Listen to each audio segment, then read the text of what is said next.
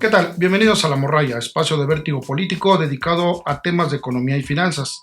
En esta ocasión nos acompaña el licenciado Carlos Ramírez Fuentes, presidente de la Comisión Nacional del Sistema del Ahorro para el Retiro, CONSAR. ¿Nos puede explicar, por favor, qué es la CONSAR y los objetivos que persigue? Sí, con todo gusto. La CONSAR es la Comisión Nacional del Sistema del Ahorro para el Retiro. Es una institución del gobierno federal mexicano que se dedica a supervisar y vigilar que el ahorro de los trabajadores que está invertido en las AFORES pues esté adecuadamente supervisado y vigilado. Tenemos la misión de que los recursos de más de 50 millones de mexicanos sigan creciendo en el tiempo y al final de la vida laboral del trabajador pues sirvan para el apoyo a una pensión. Somos culturalmente un país que no se preocupa mucho precisamente del ahorro para el retiro. ¿Cómo se ve reflejado esto en las cuentas que ustedes manejan? Efectivamente, somos una sociedad que no tenemos todavía pues, perfectamente incrustada la importancia del ahorro para el retiro.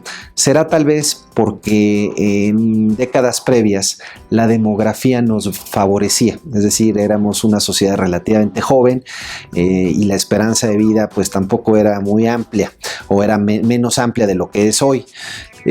Ahora, viendo hacia adelante, el panorama es muy distinto. Viene una fase de envejecimiento poblacional muy importante y de no ahorrar más de lo que estamos ahorrando en el futuro, tendremos pensiones que serán insuficientes. Entonces yo diría, el aspecto central de cómo nos incide la falta de cultura de ahorro a largo plazo es que no estamos ahorrando lo adicional que se requiere para poder tener pensiones más competitivas. En ese sentido, ¿quién determina el porcentaje a ahorrar y a cuánto asciende actualmente y cuál sería el escenario idóneo? La ley establece que las aportaciones que entran a una AFORE provienen de tres fuentes: de una aportación del patrón, una aportación del trabajador y una aportación del gobierno. El trabajador solo aporta el 1% de su salario, el patrón aporta 5.125 y el gobierno aporta alrededor de 0.25%. En total, alrededor de 6,5% del salario base de cotización del trabajador. Entonces, simplemente esta cantidad, si la ubicamos en el contexto de cuánto están ahorrando otros países del mundo con niveles de desarrollo similares, pues estamos muy rezagados. Lo que los expertos han determinado en este sentido es que hay que ahorrar más o menos entre el 12 y el 15% de nuestro salario toda la vida laboral, es decir, desde el momento que entramos hasta el momento que nos retiramos, para poder cumplir con el propósito de alcanzar una pensión de aproximadamente entre el 70 y el 75% de nuestro salario. Entonces, si hoy ganamos 10,000 pesos y queremos una pensión de 7,500, tenemos que ahorrar entre el 12 y el 15, estamos ahorrando la mitad. Eso sería la aportación voluntaria. Ahí es donde tendría que venir la aportación voluntaria. O en su caso, evidentemente a través de un cambio de ley en donde se incluya pues un aumento a la aportación obligatoria. En este momento eso no está, digamos, siendo discutido en el Congreso de la Unión, pero creemos que debería de ser un tema que en el futuro podría ser discutido por todos los mexicanos, simplemente por el hecho de que no nos va a alcanzar lo que tenemos hoy en nuestra AFORE para poder alcanzar ese ideal del 70-75%. ¿Está en discusión ahorita una nueva ley del sistema de ahorro para el retiro? Es correcto. Hay una discusión actualmente en el Congreso de una reforma muy importante que aborda cambios a 33 artículos de la ley del sistema de ahorro para el retiro y que aborda temas muy diversos, temas relacionados a las comisiones que cobran las AFORES, al traspaso, es decir, a la posibilidad de cambiarse una AFORE a otra, qué hacer con los trabajadores que no eligen AFORE de manera inmediata, la designación de beneficiarios, en dónde invierten las AFORES los recursos de los trabajadores. En fin, es una reforma muy, muy amplia. Sabemos que usted justamente está negociando que bajen las comisiones de las AFORES. Sin lugar a dudas, Todos los años las Afores tienen que presentar ante la Junta de Gobierno de la CONSAR, en donde participa el sector obrero, patronal y gubernamental, su propuesta de comisiones para el año vigente.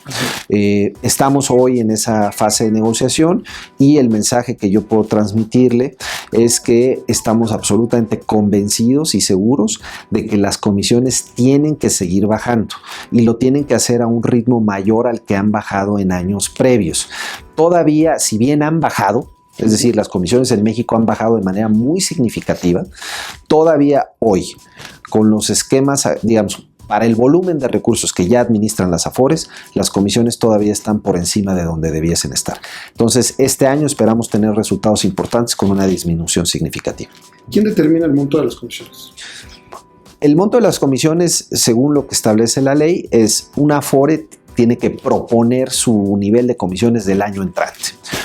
Ese esquema de comisiones se recibe aquí en la CONSAR y se pone a consideración de la Junta de Gobierno de la CONSAR. Y la Junta de Gobierno de la CONSAR tiene dos posibilidades: la acepta o la rechaza. Si la acepta, pues es porque hay una propuesta, digamos, de baja significativa. Si la rechaza, la ley establece que la Afore, en ese caso, tendría que cobrar el promedio de la comisión del mercado. Entonces, si una Afore está por encima del promedio, entonces inmediatamente de ser rechazada su propuesta, tendría que bajar comisiones automáticamente. De acuerdo. Ahora bien, ¿por qué se ha reducido drásticamente con el paso del tiempo el número de Afores que operan? Lo que ha ocurrido en el sistema, llevamos 16 años operando. Al inicio del sistema había 17 Afores, era el inicio y se vieron interesados muchos grupos en participar en esta nueva industria. Naturalmente, como ocurre en otras industrias, luego viene un periodo de consolidación que llevó de 17 a 10 Afores en el año 2003. En el año 2003, la administración de aquel entonces decidió reducir las barreras de entrada para nuevos participantes y entraron 12 Afores nuevas, que llevó a 22 el mercado.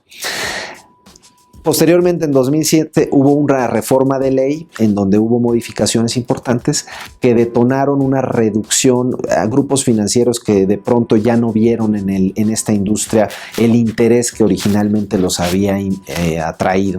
Por tanto, viene un periodo de consolidación que es normal en este tipo de industrias, que nos lleva al nivel actual de Afores, que son 12.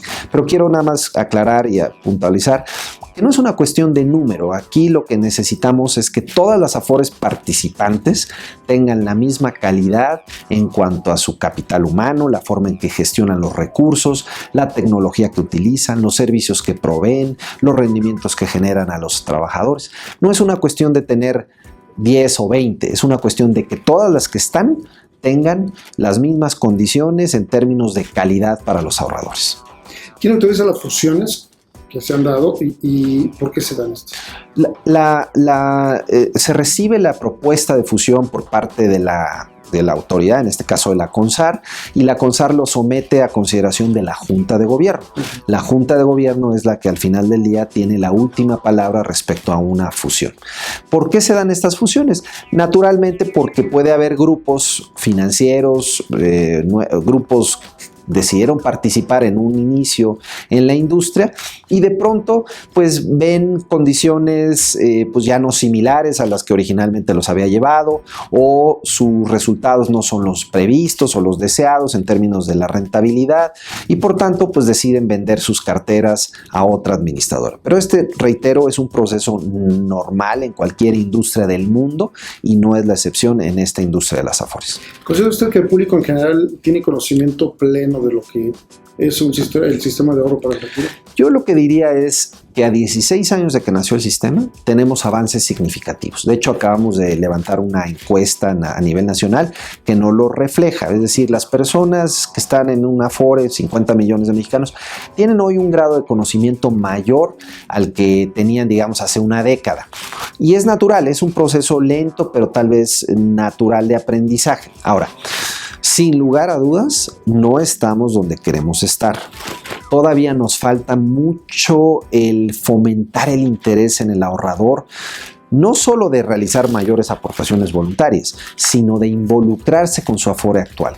¿Cómo elegir Afore? cómo determinar qué Afore me conviene más, cómo comparar entre Afores. ¿Qué Afore me genera mayores rendimientos, me cobra menores comisiones, me brinda mejores servicios? ¿Cómo poder estar al tanto de mi Afore de una manera más recurrente? ¿Cómo saber en qué invierte el ahorro mi Afore? Esa es una pregunta que llega constantemente a la CONSAR. ¿Qué está haciendo la Afore con mi dinero? Bueno, hay información al respecto, pero obviamente necesitamos mayor interés por parte de los ahorradores, pero sobre todo en cómo elegir Afore. Justamente hace poco se dio un episodio de minusvalía, ¿verdad? ¿Cómo explicar esto? Bueno, lo que ocurre en un sistema de esta naturaleza, recordemos que las Afores están invertidos cada vez más con una visión y un horizonte de mediano y largo plazo. Este no es un ahorro de banco en donde el rendimiento esté garantizado. Es decir, si yo acudo hoy a un banco y pongo 100 pesos, pues en 6 meses o en un año regreso y me tienen mis 100 pesos más mis 2 pesos de rendimiento. Un rendimiento muy pequeñito, por cierto, pero el rendimiento está garantizado. El ahorro en una Afore no es un ahorro de banco. El ahorro está invertido en una canasta de alternativas de inversión. Esa canasta de alternativas está orientado al mediano y largo plazo. En el corto plazo, el rendimiento puede tener variación. Puede tener una variación que está en función de condiciones propias del mercado financiero. Ocurrió algo a nivel internacional y tuvo un reflejo en nuestras carteras. Recordemos que México es un país que está interconectado pues, de manera muy cada vez creciente con el mundo y por tanto lo que ocurre afuera pues tiene repercusiones hacia adentro. De tal suerte que lo que ocurrió en específico en el segundo cuatrimestre fue una variación ciertamente mayor a la de otros episodios. No hemos tenido muchos episodios en 16 años de esta naturaleza, pero un episodio pues perfectamente focalizado, entendible. No es que las Afores hayan tomado mayor riesgo respecto a lo que está estipulado en la regulación y en la ley, simplemente que hubo un fenómeno externo. Entonces, aquí el mensaje sería: es una condición de mercado, no hay rendimientos garantizados, pero en el mediano y largo plazo el rendimiento siempre terminará siendo mayor en una Afore que en cualquier otra alternativa de inversión, como ha ocurrido ya en 16 años. Muy bien. ¿Una persona que se desempeña en la economía informal puede elegir una Afore? Sin lugar a dudas, tenemos abierta la posibilidad a que cualquier mexicano, sin importar su condición laboral, pueda abrir una cuenta de Afore y ahorrar para su futuro. En México tenemos un mercado laboral perfectamente definido. Es decir, tenemos en el orden de 20 millones de mexicanos que están, digamos, trabajando en el esquema formal con seguridad social. Esos 20 millones tienen algún tipo de protección de seguridad social y por tanto están ahorrando algo. Ya quedamos que menos de lo que quisiéramos. Otros 10 millones de mexicanos que están en la formalidad, que pertenecen a este grupo de trabajadores independientes, profesionistas independientes. Ellos no tienen seguridad social y no tienen Afore obligatoria, por tanto no están ahorrando para su futuro. Y tenemos otro segmento de trabajadores del orden de los 20 millones de mexicanos que efectivamente ya sea están en esquemas informales de empleo o simple y llanamente tienen mucha intermitencia laboral. Estas personas no están ahorrando para su retiro. Tal suerte que hay 30 millones de mexicanos, 60% que no está cubierto por la seguridad social, por una Afore. Por tanto, se hace más importante cobrar conciencia de que hay que abrir una cuenta de Afore y ahorrar para el futuro, porque es la única manera de protegernos frente a una situación en la que tendremos que tener recursos para vivir. Acaba de haber una encuesta también reciente en donde resulta que el 85% de los adultos mayores, hoy mayores de 65 años, se arrepiente de no haber ahorrado para su futuro. Bien, ¿hay un monto mínimo para ahorrar y un monto máximo? No. En una cuenta independiente, digamos, las personas pueden ahorrar la cantidad que ellos determinen. Lo idóneo en este tipo de cuentas, para que no sean, digamos, para quitarle menos tiempo a las personas y que resulte un proceso muy sencillo, es pues hablar con la Afore, ponerse de acuerdo de los descuentos, pueden ser automáticos o pueden ser en función de un esquema de ahorro en donde el trabajador decida ahorrar 3 o 4 veces al año. En fin, al esquema, al menú a la carta para las personas, pero lo importante es hacerlo reiteradamente, porque la constancia es el secreto del ahorro de largo plazo. No es tanto la cantidad, hay una percepción equivocada entre nosotros en el que la respuesta tradicional a la pregunta de por qué no ahorras es porque no tengo. No es una cuestión de nada más no tener, es una cuestión de constancia y de voluntad y de estar consciente de que no tenemos alternativa. Tenemos que ahorrar para el futuro, o de lo contrario vamos a depender pues de quién sabe quién en un momento en donde ya no vamos a tener capacidad de producir. ¿Las aportaciones voluntarias en el esquema formal sí tienen un tope? Las aportaciones voluntarias no tienen ningún tope. Lo que tiene tope es la deducción fiscal. Es decir, la posibilidad de simplemente ahorrar y obtener una deducción fiscal a cambio. Eso es lo que tiene tope, pero no hay ningún límite para ahorrar voluntariamente. Y cabe resaltar que el ahorrar voluntariamente tiene el doble beneficio de no solo estar aumentando mi potencial pensión futura, sino a través de lograr mayores rendimientos para mi futuro. Hay también una confusión al respecto. Un trabajador puede ahorrar hoy y retirar esos recursos en 6 meses. No se tienen que quedar los recursos ahí toda la vida laboral. Entonces una persona podría proponerse ahorrar. Si tiene una emergencia en el futuro, podría obtener esos recursos de vuelta.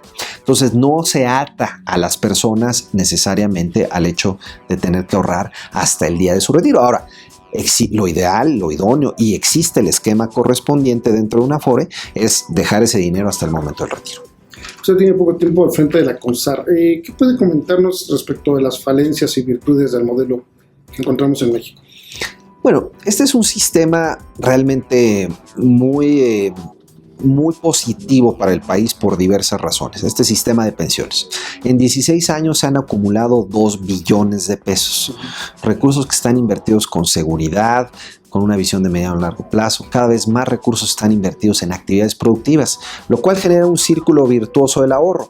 El ahorrador está ahorrando para su futuro. Estos recursos se invierten en actividades productivas que generan empleo, crecimiento económico, y a cambio el ahorrador pues obtiene rendimientos atractivos que de otra forma no obtendría. Recordemos que las Afores han sido la mejor alternativa de inversión en el mercado financiero mexicano en estos 16 años. Entonces es un sistema sin lugar a dudas perfectible, tiene aspectos a mejorar y de ahí una reforma de ley que se está discutiendo hoy en el Congreso, pero es un sistema de pensiones financieramente viable y operativamente robusto. ¿Dónde están las áreas, digamos, de mejora del sistema? Sin lugar a dudas, en el tema de aumentar la aportación, necesitamos ahorrar más. También en el tema de comisiones, que ya comentamos, tenemos que seguir bajando los costos del sistema. Tenemos que asegurarnos que todas las Afores estén generando el mayor rendimiento posible para los ahorradores, y tenemos que incorporar a más mexicanos. 60% de los mexicanos no están en el sistema de las Afores, y eso realmente lo único que nos dice es que es una gran oportunidad desperdiciada. Ya tenemos el vehículo construido, la mitad de la carretera, por ponerlo en el sentido figurativo. Ya construimos la mitad de la carretera. Podemos todavía construir el resto, pero bueno, tenemos que tomar decisiones al respecto. Evidentemente, ese 60% que no tiene ahorro, al cabo del tiempo se convierte en una carga para el Estado, ¿no es así? Pues se convierte en una carga, digamos, para todos. Es decir, es una persona que no ahorró lo suficiente para su retiro, pues lamentablemente va a tener que depender de la familia, va a tener que depender de los amigos, y esa situación es muy desafortunada. Y debo decirle con mucha claridad también que los estudios que se han hecho al respecto es que cada vez menos las familias, digamos, en antaño, una persona llegaba a la edad de retiro, el papá, la mamá, y los hijos podían cubrir las necesidades de sus familias con muchos trabajos y muy apretados, pero podían hacerlo. Hoy en día, dadas las condiciones del mercado laboral en el país, de las condiciones económicas, es cada vez más difícil visualizar que los hijos podrán cubrir con la carga de los padres. Entonces, nos estamos acercando a un escenario en donde no va a haber suficiente ahorro. Los hijos ya no van a poder cubrir las necesidades de los padres de la misma manera que lo hicieron en el pasado, lo cual nos pone en una situación complicada para las próximas décadas. Licenciado, tenemos entendido que los pasivos por el pago de jubilaciones equivalen al 100% del PIB nacional, es decir, es un dinero que no se puede sacar de la noche a la mañana. ¿Usted estaría por que se aumentara la edad de jubilación, como está ocurriendo en otros países? Bien, le respondo en dos partes. Lo que tenemos en el país es una combinación, es decir, cuando se habla del pasivo del orden del 100%, para explicarlo en términos muy sencillos, los viejos sistemas de pensiones, no el de cuentas individuales que tenemos hoy a través de las AFORES, sino lo que se conocía como los sistemas tradicionales de reparto, lo que ocurrió fue que se hicieron promesas pensionarias muy grandes,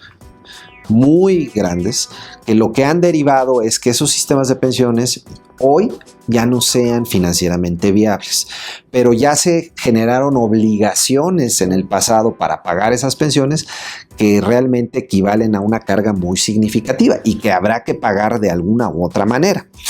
Los trabajadores de empresas paraestatales, de empresas, digamos, de la banca de desarrollo, gobiernos estatales, etc.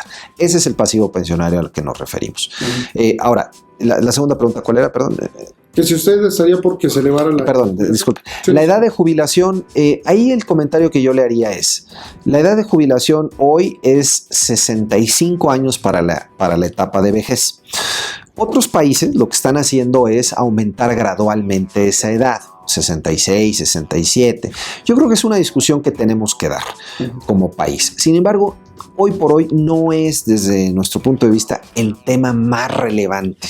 Hoy el tema más relevante es cómo ahorrar más. Tal vez en un futuro próximo deberemos de pensar si debemos aumentar la edad de retiro. La esperanza de vida de los mexicanos afortunadamente ha ido creciendo. Hoy se ubica en promedio alrededor de los 74 años, 75, mujeres 77, hombres 74, pero creo que es un tema de una discusión futura. Hoy lo que debemos discutir es cómo aumentar la aportación. Finalmente, licenciado Ramírez, ¿tenemos algún modelo a imitar que usted diga, este país estamos por alcanzar cosas que ellos se han logrado? ¿Qué tenemos que hacer y cuál sería ese modelo? Pues, yo creo que estos sistemas de pensiones de cuentas individuales, todos surgieron emulando el sistema de pensiones chileno. El sistema de pensiones chileno tiene 15 años, digamos, de ventaja sobre el mexicano. Lo que hemos visto en Chile es que la evolución que ha seguido ese sistema de pensiones ha sido favorable en términos generales, lo cual no le exenta de tener todavía grandes retos. Yo creo que el modelo chileno y la forma en cómo ellos se han conducido a lo largo del tiempo nos ha dejado algunas lecciones interesantes. Por ejemplo, hoy la cartera de las AFORES allá chilenas tienen el 60% del PIB. Hoy tenemos en México el 12% del producto. Son carteras de inversión mucho más diversificadas. Allá en Chile se permite una inversión en el extranjero del orden del 80%, mientras que en México se permite solamente del 20%. Creo que debemos de estudiar muy de cerca ese ejemplo. En Chile las pensiones están siendo en promedio del orden del 60%. Ya están pagando las pensiones del 60%, lo cual pues los ubica en niveles mucho más aceptables de lo que hoy aparece en México como el escenario más probable. En fin, hay ejemplos, otros países que han destacado en sus sistemas de pensiones, Suecia, Holanda, sobre todo porque tienen coberturas mucho más amplias, abarcan a toda la población, con costos menores, comisiones menores y rendimientos tal vez con carteras más diversificadas y rendimientos más competitivos. Entonces, sí hay de dónde echar mano a nivel global, pero en términos generales yo diría que también México tiene una experiencia exitosa al respecto. Ha innovado en cuanto a su sistema de pensiones, pero sin lugar a dudas quedan áreas de oportunidad. La gente debe estar segura de que su dinero va a ser bien invertido. Sin lugar a dudas, para eso estamos nosotros, la CONSAR, todos los días, y esto es muy importante, tal vez no se conoce, pero todos los días del año nosotros vigilamos y supervisamos el tipo de inversiones que realizan las AFORES. Yo recibo todas las mañanas un reporte de en qué invirtieron las AFORES, se hace una vigilancia escrupulosa y solo se permite invertir en digamos, instrumentos que están permitidos dentro de la regulación. Es decir, nosotros mismos determinamos en qué pueden invertir las Afores y en qué no. Obviamente la responsabilidad, el deber fiduciario corresponde a la Afore. Por eso cobra una comisión. Pero, digamos, el marco de acción de las Afores lo determina la autoridad y nosotros vigilamos y supervisamos todos los días del año. Muy bien, señor Ramírez, nuevamente muchas gracias. Muchas gracias por la oportunidad. Muchas gracias. Gracias por su atención y lo esperamos en una emisión más del Amo Raya.